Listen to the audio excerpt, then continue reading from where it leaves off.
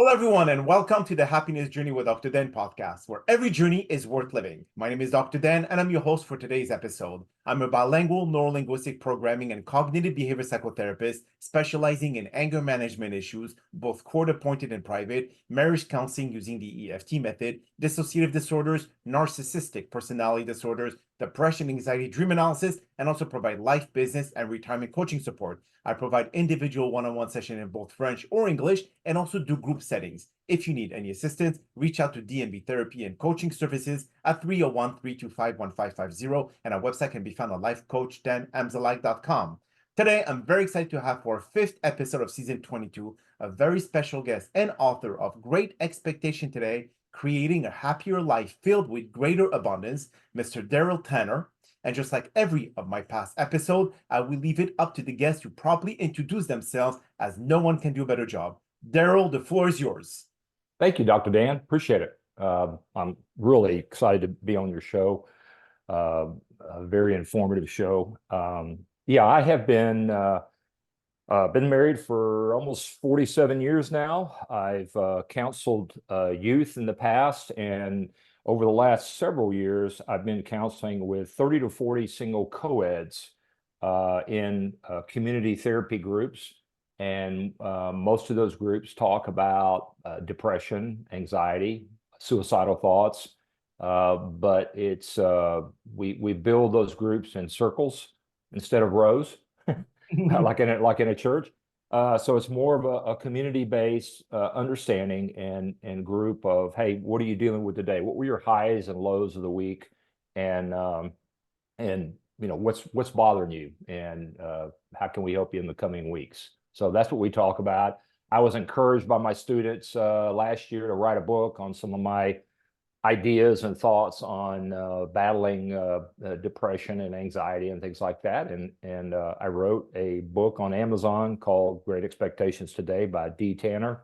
And, it's helped a lot of people. And any of the proceeds from that book, profits, go to the benevolence fund at our church. So it's a single mothers fund and people in dire need.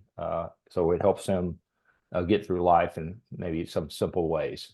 Beautiful. Well, Darryl, thank you so much for being here today. And the reason why I invited you is obviously because you practice in the same field as I am, which is dealing with people who are experiencing chronic depression, anxiety, problem with their day-to-day life and not knowing how to be productive in society. So I guess you and I, we really work hand in hand and be able to help as many people as we possibly can. So thank you again for doing what you're doing. And so today we're going to basically speak or cover the topic of how do thoughts affect people's lives, because some of them who are always thinking that they're not good enough or they're not really valuable enough to society, and that obviously will bring them to allow those thoughts to control their actions and belief and so on and so forth, and obviously experience more hardship. So in your groups, how do you change people's mindset? How do you change their perspective to start thinking more positive?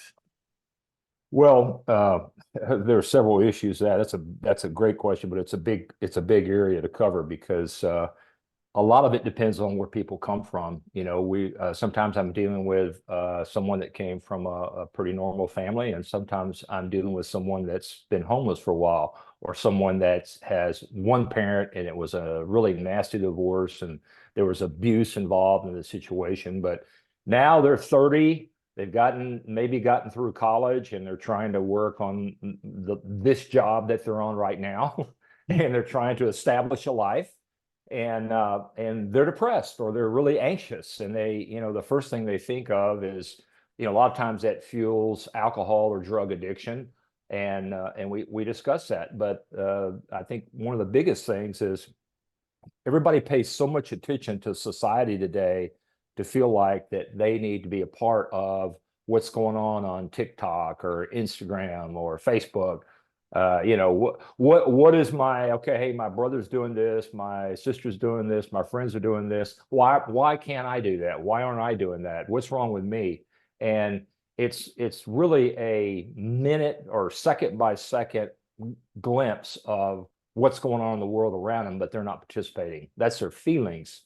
Mhm. However, if you really looked at the world as it is in reality, man, those people might be on the first vacation they've ever gone on, or the picture you're seeing is not really what they look like. It's like a lot of the 30s or 40s are using dating apps, so they're telling me, oh gosh, I went on this date, I was so depressed afterwards because the guy was he was like 15 years older, and he sent me a picture from like right out of high school. And he's gained so much weight and he's lost so much hair. I'm like, hey, be careful there. But it's the reality of the world is you're living in reality, but you're looking at dreams. You're looking at what people are putting out there second by second, TikTok, Instagram, whatever. And it's not real, or it's very seldom real. And you need to, instead of looking at those expectations, you need to lower your expectations to your life in reality and say, okay, I'm getting ready to go on this date. I'm gonna get in traffic. When I get in my car and I go downtown, I'm gonna get into traffic. Okay, that's one thing you need to be prepared for. So kind of maybe an accident, maybe bad weather, lower your expectations. Okay, when you get there, the person may not show up. That happens a lot. Or they may show up and you kind of wish they didn't show up. So I try to condition my groups to, hey, lower your expectations to, like, a lot of us live with expectations like we were kids. Oh, right, it's Christmas, and running down and seeing the tree and, imagining all these gifts and then seeing all these gifts, maybe. But it's like real life is not that way when you're an adult, and you're dealing with a lot of different obstacles or gates that you've got to open. And what I say is, you don't know what's behind door number 1, door number 2, door number 3. And in the book I wrote, Great Expectations Today, what I said, I've told some of my real life stories of being young and very disappointed because my expectations were completely different from many of the things that happened to me.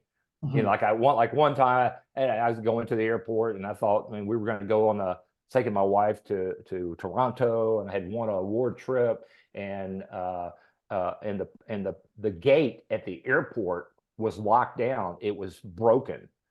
And I got out and tried to bend, and there's like 8 cars in front of me. I tried to bend the gate back, and what happened was it was a board and it broke off. And everybody's like, thank you, thank you, thank you. And the next thing I heard was a whistle, and I was being arrested for, damaging property. And, when they heard my story, they let me go, but we missed our flight. And my wife was crying, and you shouldn't have broke that. I didn't mean to break the gate. I was just trying to pull it back open, and any of those, or combination of those, disappointments with, none of my group members are married, but I've been married a long time. So I tell my wife, I said, hey, I don't need Google. I don't need to know how to park. I don't need to know how to drive. You're always with me. I learn all this thing. You tell me all this thing. So, but single people, they can get distracted, and, they don't show up for certain things. And I just try to help them reset their expectations, and that will lead to a happier, more fulfilling life, because, hey, it's we never know what's going to happen when we're walking out the door. So That is so true. But then, do you think that people may misconstrue lower expectation by settling? Which, no. if I lower my expectation, I will settle for less, and that will not repair. They will have resentment.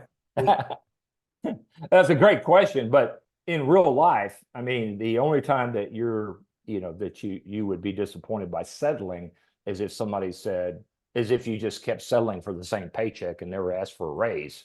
That's completely different. You go in and you ask for a raise, that knowing that you've got some proof behind you that you've earned a raise, but to set your expectations at, hey, you may not get a raise. But your employer should look at you and go, you know what? Hey, D came in here and he asked for a raise, and he wants to go places. He's got a plan. He's helping us. He's adding value, and you've got to show him that value. But as far as settling for something lower in life, well, the reason they're usually depressed or anxious is because they've been trying to settle for something so high that it's just not real. I mean, nobody's going to go clear the freeway for you to drive downtown because you're going on a date. There's going to be traffic. There could be an accident, anything. That's why we have cases of road rage. I mean, I live in San Antonio. We call it Military City. There are a lot of people that have PTSD here, and it's sad, but it's a case of, we thank them for their service, but they come back from a war zone with a lot of issues. They don't want to be around firecrackers, for one thing, that's for sure. I've been in a crowd of people when a car backfired, and then I see 2 or 3 guys hit the ground.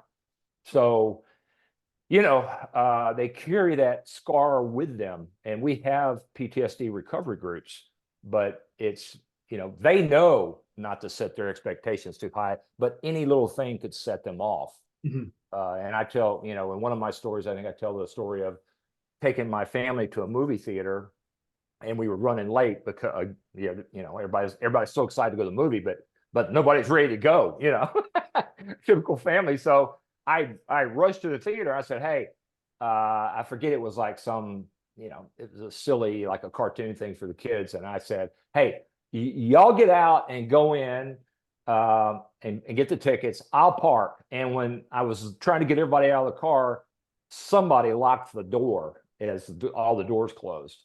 And so there was my car, not in the way of anyone, but kind of in the way, because, most people, I mean, there was plenty of room to go around me, but all the doors were locked and the car was running.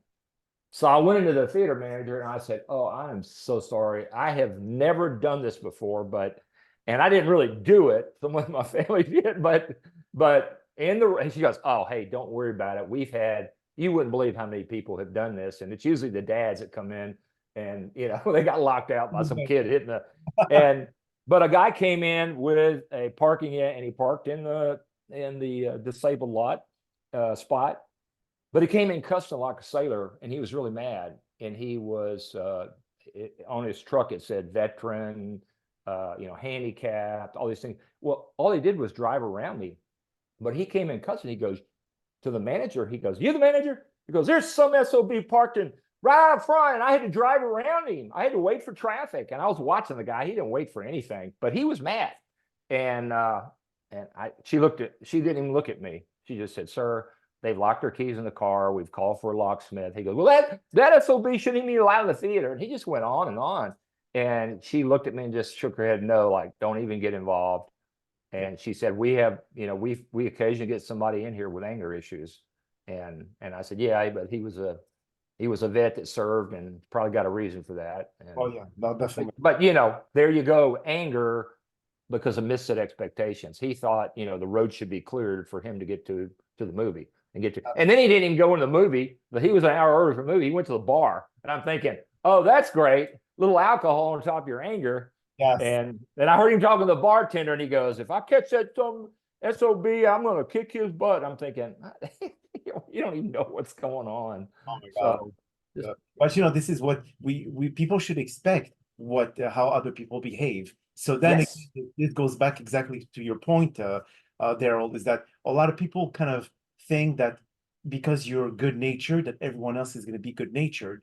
So this is not really the case, unfortunately. So you're always in road rage. A lot of people get killed every single year because someone just like either they cut them about driving, and then the other person will not let go. They will fight. They will smash them, whatever it is. So all this just shows you how mental illness has affected our society, especially during the pandemic. And now it just accentuated more and more issues that we see on a daily basis when it comes to people not knowing how to manage their feelings, manage their anger, manage their frustration, whatever it is, and end up putting people in danger. Yeah. So, now, when it comes to the group that you're dealing with, Darryl, what would you say is the most common denominator when it comes to mental illnesses or challenges that they face on a daily basis? Because obviously, people don't like to feel alone in their misery. Okay, so they feel like, okay, am I the only one who's experiencing this? Am I the only one who's dealing with this type of depression or this type of anger? Am I the only one who's bipolar or who's borderline personality or narcissistic? So what are the things that you see on a day-to-day basis during your group session? I'd say the common denominator for my group, and I've started about over 25 groups now that I continue to watch and maintain with an app called GroupMe as they're communicating with each other. But the single most thing is that they're all single. Okay. So either they were married before and divorced now, or they've never been married. Some of them have kids and some of them don't, but even if they're divorced and have kids, they're going to get them like every other week or maybe every other weekend. Right. So they're mostly alone, and they're having to fight their battles alone. And that's why they come and join the group. I mean, I'll give you a real simple connection is that even Jesus had his disciples. Okay. So he even had a group. Yeah, he could talk to his father. He could talk to God, and he did a lot. Prayed in the wilderness, he prayed and prayed and prayed. But he had the disciples, and he shared with them, and they shared with him, and they shared with each other. And the big success factor I see in group is, and I'll tell you what, I couldn't paint a picture of any person that would do good in a group. Sometimes they come to the group, they join the group, and then they leave the group. And I'm thinking, oh, that's too bad. I'm not going to see them again. Well, then we start a group every season. So spring, summer, fall, winter, we start a thing called Group Link, where we call people, whoever wants to be in a group. Okay. And that community, they lock into those friendships. And whatever we say in the group stays in the group. It's confidential. And we discuss our highs and our lows of the week, and we discuss, I just listen and let them talk. And then we don't try to solve anything. We just talk about it. And then, if somebody's sick and they need a meal, they just put on GroupMe, man, boy, I've been so sick. Well, normally one or two of the members will say, can I bring you by something? Can I bring you a meal or something? And it's so helpful. I mean, I had a young lady come to me the other day, and she was crying to the point of I just had to ask her, have you had any thoughts of suicide? Because that's the last thing I want. She lost her dog, and she had that dog for 8 years, and she was single, and it just crushed her. And I felt so bad for her, because I had a dog for 14 years that we lost, and we were pretty sad about it. But it's a member of your family, and the group surrounded her with love and kind of talked her down of, but she said, everywhere I go in my apartment complex, I see people walking their dog, they're playing with their dog out at the pool, they have their dog, and we've got this pet area, which I look right out my back window, I can see the pet area, I see the dogs that used to play with my dog. I mean, it's things like that the singles, they just don't have. Mm-hmm. They don't have that support, and they need someone to talk to. They need someone to balance everything out with, and even feedback. Like, my boss is driving me nuts, I don't know what I'm going to do, or I'm really feeling down today, I don't know why. But it's good to get those things out and discuss them. Let the group talk to you about them. Let the group pray with you, whatever. Console you and show you that there's love and there's support in this group. So, but the common denominator is, they're single. And, when COVID hit, the suicide rates went skyrocketed during COVID. Because, I've got friends, I live in San Antonio, but I have friends all over the U.S., North America. And, my friends in Chicago are like, man, I don't know what I'm going to do. I'm used to going out every night. A couple nights a week, I may go to the gym, but I usually go to a bar. I usually go to a club and see my friends and hang out, go to a game. We can't do anything. I don't know what we're going to do. So during that time frame, a lot of singles went out and bought animals to be in their apartment with, just so they'd have some company. And of course, now the animal shelters are full, because people are like, I can get out now. I don't need to come home to a dog. I don't need the responsibility. But drug abuse and alcoholism went sky high. It was a terrible time for our country. I don't think anybody could have ever seen it coming, but they were alone, and they were scared. And even those who were as a couple ended up, after the pandemic subsided, to be able to divorce because they realized spending 24/7 with the same person, it kind of open up your eyes and see that whatever image you had of that person is completely different to reality. So Yeah. maybe you put them into a pedestal and they realize that they should not be on that pedestal. Yeah, I know. I told my wife, I said, you can read so much, you can exercise so much, you can watch so much TV, but in the end, you have to be able to either appreciate or support your spouse. We played hours and hours of my daughter's close by and grandkids, and we played hours and hours of Monopoly and cards, and then my wife and I learned how to play gin with each other, and spades, and some card games that we'd never played before. But I mean, it was tough. It was tough for everybody. And if you were single, man, staring at the walls and not having anybody to talk to or communicate with, I guarantee you, if you had friends and you were smart, you'd find some way to get with your friends. Yes. I mean, because we weren't communist China. I mean, we weren't going to shoot you for going over and being with your friends, but it's just one of those things. So now, where do you see now, because of how people look too much into social media and compare themselves too much about how the other person is doing so well, and even though it's not a real situation, how do you tell them to separate themselves from that? How to tell them that this is your life, this is not theirs, and whatever they're doing it does not really show a certain reality of how their life it really is. So how do you tell them to separate themselves from comparing themselves to others? Well, I mean, that's a great question. I mean, we're kind of almost brought up and raised as children to, I mean, my parents were really great parents. They said, hey, they used to say, I used to say, I'm gonna go to Billy's, man. Billy, he gets to stay up, he gets to watch all these shows. And he goes, and they'd always say, you're not Billy. We're not Billy's folks. You're not Billy. So, I mean, there is some reality of saying, okay, I can't be everybody. I mean, one of the biggest sins in the Bible is envy, to want to be someone else, to want something else that someone else's has. That will ruin your life. And we talk about that quite a bit. I will name one other book if I can as a resource, but I facilitate a class at my church called Safe People, and it's by Dr. Henry Cloud and Dr. John Townsend. It is such a great course. Safe People teaches you, number one, to help you look inside yourself to say, am I a safe person? In other words, do I yield fruit to my friends, or do I only call them when I want something? Do I only call them if I need a ride? Do I only call them when I'm sick? Do I ever ask them about them? So if you're yielding fruit to others, then you're a blessing. And there's a lot to be said about that, because your heart opens up and you're a blessing, and you're happier blessing other people's. And that's kind of how I talk to my groups is, if you're never going to be good in a group if you're as you said, the narcissist.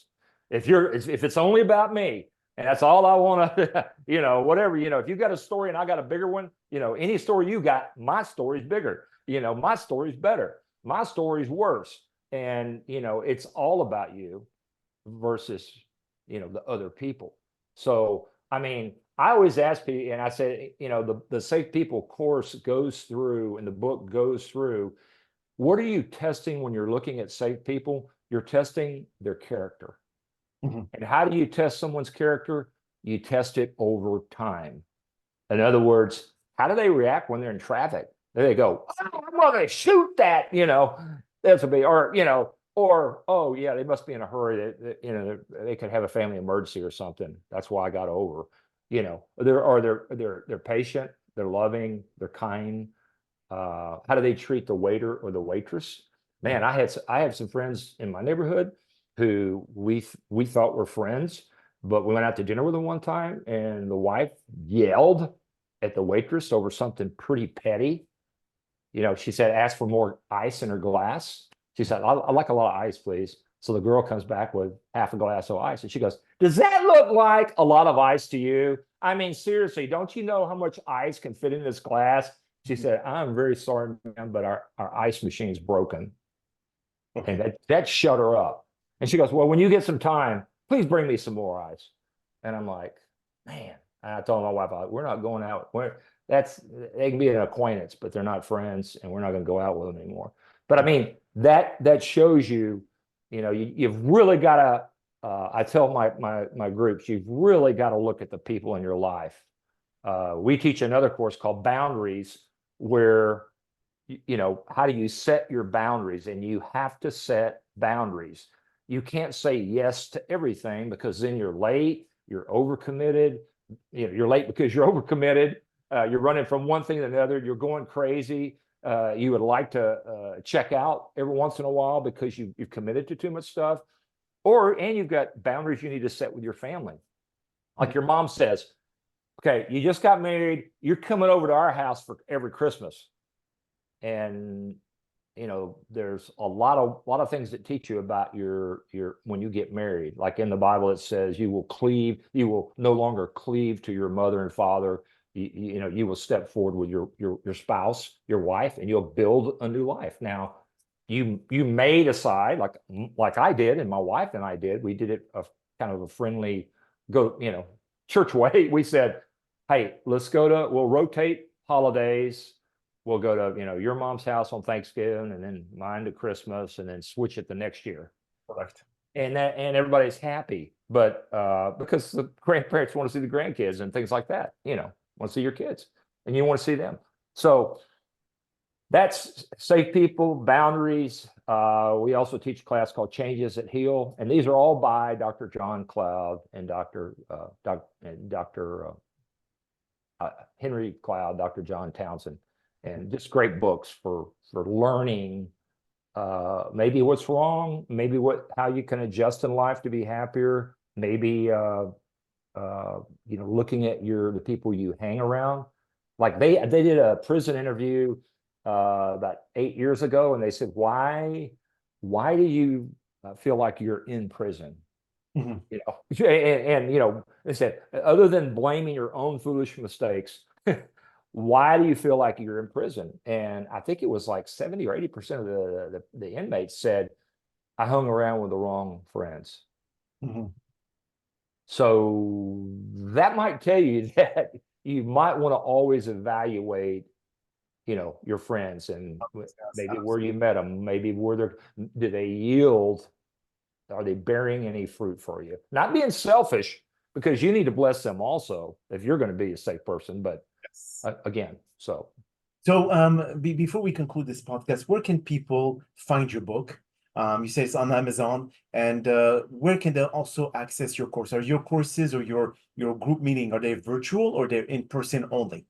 Yeah, they're in person only. I teach them at our church here in San Antonio, Community Bible Church, or CBC. We're a non-denominational church. My book is on Amazon. Great Expectations Today by D. Tanner. And if anybody wants to access me and ask me a question, I'd be glad to at dtanner03@yahoo.com. And you have 4 groups per year, is that correct? So one every season? Well, yeah, I start, sometimes I start 2 groups during a season, but no more than 2 groups. There's about 8 to 10 people per group. Okay. And sometimes we have people that need to change because of schedules, and we rotate them out and put them in another group. And but it's all confidential, and just a great way that you can personally grow. So, and they have to be single. Yes, it's a single co-ed group. Yeah, and then we do have married groups, but I do not counsel or facilitate those groups. Mine is 20 to 30, because my daughter was, I don't know, in her early 30s when she went through a pretty nasty divorce, and I chose to really focus on these groups, or this age group, because they need a lot. They can use a lot of help with counsel, especially when they're single. Absolutely. Well, Darryl, that is all the time that we have for today's podcast. I really appreciate you taking the time out of your busy schedule to join us. And thank you again for participating and inspiring our many listeners with your incredible journey. Now, we hope that you've all enjoyed today's episode. And I'm also very excited about the many upcoming guests that we have scheduled for season 22 of the Happiness Journey podcast, filled with inspirational stories just like the one that you listened today. Now, here are some concluding words of wisdom. Embrace each day as a canvas, painting your life with joyous stroke of gratitude and purpose. Cultivate a mindset of abundance, seeking opportunities where others see obstacles. Invest in self-care, nurturing your mind, body, and spirit to radiate positivity. Surround yourself with uplifting souls who fuel your growth and celebrate your journey.